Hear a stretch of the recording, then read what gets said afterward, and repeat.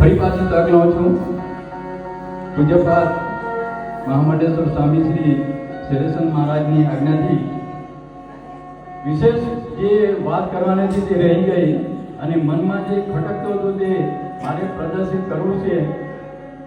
જે વાત હતી કે ગુરુજી 2013માં આવીને મારા ઘરે પધરામણી થઈ તે સમયે એમ બોલ્યા, વ્યાસપીઠ જ્યાં પીઠ બનાવ્યા છે વ્યાસપીઠ ત્યાંથી બોલ્યા કે આવતા વર્ષનું નક્કી નથી.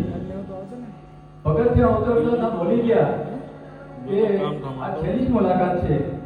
તો મને એટલું થાય છે કે જે સિદ્ધ હોય તે વસ્તુ આ જનતાને મૂકે, જનતામાં જાણ કરી શકે એ વસ્તુ અહીંયા ફલિત થઈ અને ગુરુજી પોતાનું શરીર શાંત થયું અને 7/10/2014ના દિને પોતાનું સ્વરૂપમાં મળી ગયા. બીજું કે અમારે ત્યાં એક બેન છે, તેણે દીક્ષા તો લીધી હતી પણ બહુ વ્યવસ્થિત